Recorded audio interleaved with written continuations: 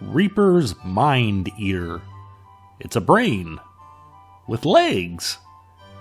So this is obviously modeled after the Dungeons & Dragons Intellect Devourer, although it has more of an insect feel to it with the legs. Personally, I do prefer the old-fashioned Intellect Devourer with the more of a dog with a brain on top look.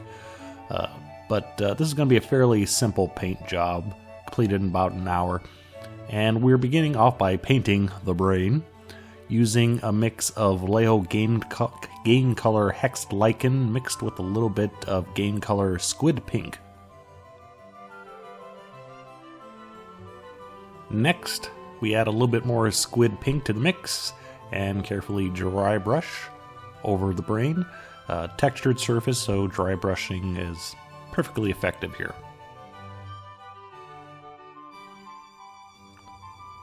Next, we add a little bit of Vallejo Game Color Pale Flesh to the mix and repeat the dry brushing process.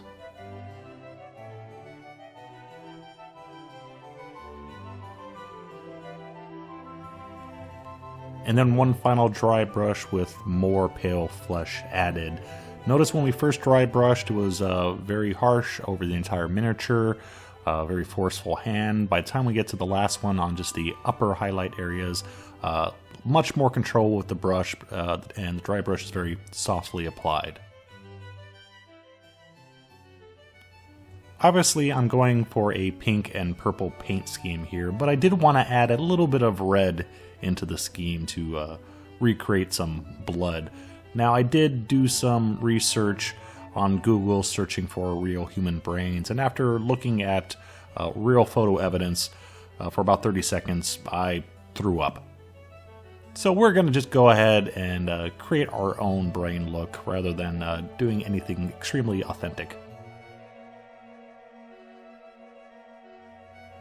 After the wash, the brain still needed a bit more depth towards the bottom, a bit more shade, so we're going back over that area with some very thinned hexed lichen applied to the bottom areas and also some of the deeper wrinkles.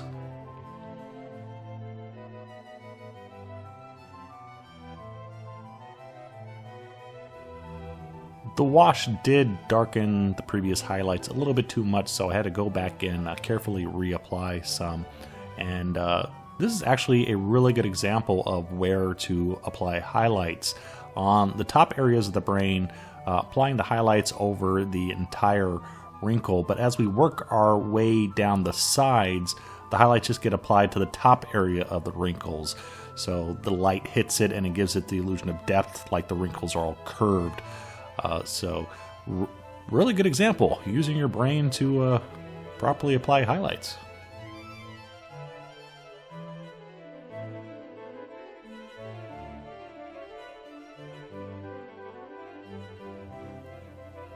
The fleshy part attaching the brain to the legs, decided to go with pretty much the same colors I used for the brain, the Squid Pink and the Hexxed Lichen. However, keeping it darker, not adding as much of the Squid Pink for the highlights, and also covering it with a violet wash. That way it looks slightly different but still blends in very well.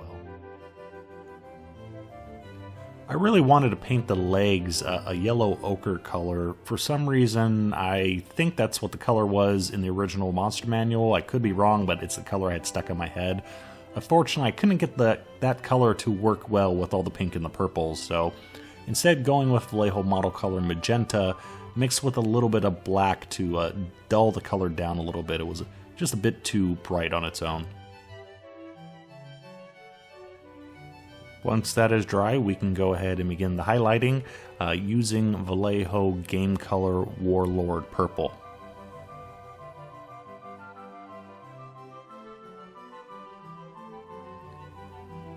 To the Warlord Purple, we then add some Vallejo Game Color Elf Flesh.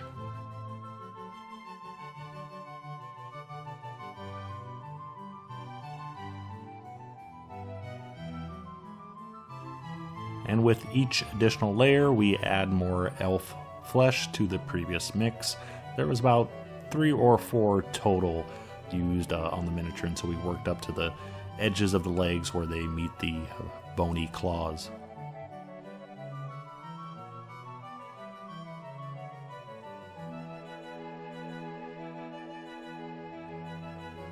For the claws, I base coated them with Vallejo Model Color Beige mixed with some brown. I think it was leather brown, but I'm not entirely sure. Any brown will do.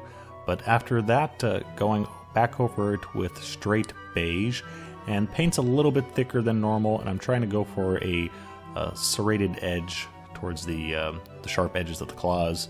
A little difficult on this figure since some of those claws are hidden underneath the brain area, so a little hard getting the brush in there. Then we add white to the beige and repeat the texturing just like we did before with the straight beige, although this time we're doing it on top of the previous texturing with the brush and trying to highlight that texture that we added rather than fill in the areas that were initially beige and brown. So we're creating texture on a flat surface. It's very easy to do.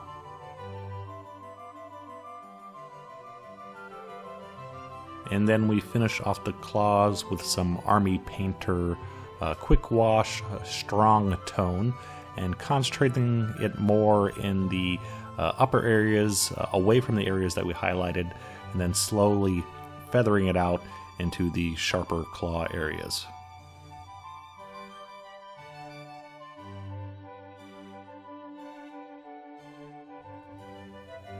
Since this video is so short, we're going to go ahead and cover the base as well.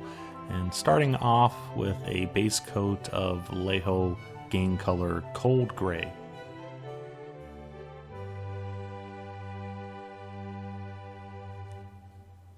Before the Cold Grey has time to dry, we're going to go ahead and wet blend in our highlight color. It's a mix of Cold Grey and Vallejo Model Color Beige, and working it towards the edges of the rocks, but also some areas in the middle of the rocks, and then blending it in. I do prefer wet blending for rock surfaces, because rocks, a lot of people paint rocks just one color, but rocks can have a lot of different colors in it, and so I like to use a variety of cold and warm colors to give it, rocks a more realistic feel. Next, we let the paint dry a little more, and we repeat the process, this time adding a little bit more beige. Because the paint is drier, the colors are not going to blend away as much as they did previously. We're going to blend away a little bit, but this highlight I want to stick a bit more, so there is more contrast in the rocks. First one, just add a little bit of color. This is adding more contrast. Then we apply a heavy ink wash of sepia mixed with a little bit of black. And I do like to use heavy washes on rocks because I really think, again, it adds more color variety to them. And also, again, if we were painting just gray, this would be technically incorrect. Gray would call for just a black wash, but we're putting browns in with the gray because, again, for rocks, it makes sense. Rocks have different colors. Also, a rocky floor is going to get dirty and have different tones and different colors in it. So experiment with your rocks. Rocks can be almost any color you can imagine. Don't just paint gray rocks. Liven them up. Add different colors in them.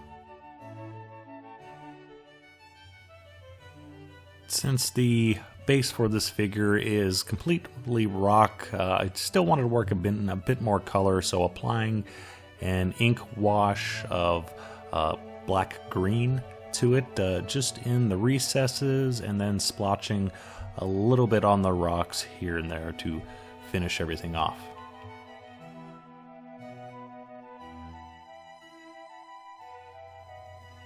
After flat varnishing the model, I went back and added a gloss varnish to the brain itself, so it looks all sticky and oozy and all brain-like. Other than that, we are done, and the only comment I have is, it's a brain with legs. That's all you really have to say.